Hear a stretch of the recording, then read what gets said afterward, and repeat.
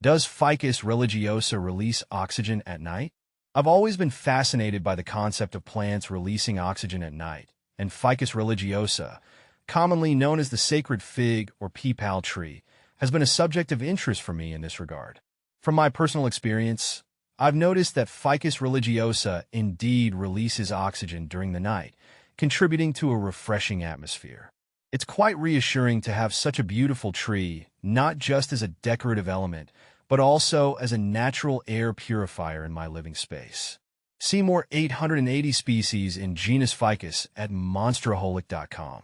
How to grow Ficus religiosa from seed. Growing Ficus religiosa from seed is an engaging process that requires patience and care. Based on my own attempts, I've found that starting with fresh seeds obtained from a reputable source greatly increases the chances of successful germination. I've had success by planting the seeds in a well-draining potting mix, keeping it consistently moist, and providing ample warmth and indirect sunlight. It's truly rewarding to witness the tiny seeds sprout and grow into majestic trees over time. Where to buy Ficus religiosa? When it comes to buying Ficus religiosa, I've found that nurseries specializing in exotic or religious plants are often the best places to look. Additionally, online retailers that focus on rare or unique plant species can also be a great resource. Personally, I prefer to visit local nurseries where I can inspect the plants in person and choose the healthiest specimens. However, if I can't find what I'm looking for locally, I'm always open to exploring reputable online sellers with good reviews and a track record of quality. How to make Ficus religiosa bonsai. Creating a Ficus religiosa bonsai is a rewarding endeavor that requires careful attention to detail and artistic vision. From my own experience delving into bonsai cultivation, I've learned that starting with a young Ficus religiosa sapling with a sturdy trunk is essential.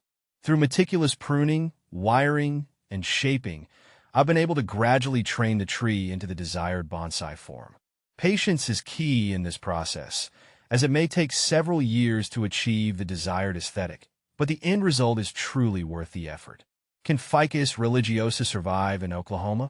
Oklahoma's climate can be quite challenging for certain plant species, but Ficus religiosa can indeed thrive in the right conditions. From what I've gathered through research and speaking with other plant enthusiasts, providing adequate protection from harsh weather elements such as strong winds and extreme temperatures is crucial. Additionally, ensuring well-drained soil and regular watering, especially during dry spells, can help support the tree's growth and resilience in Oklahoma's climate. Do Ficus religiosa fruit? Ficus religiosa does produce fruits, commonly known as figs, although they are not typically consumed by humans. Instead, these small, green figs serve as a food source for various birds and wildlife.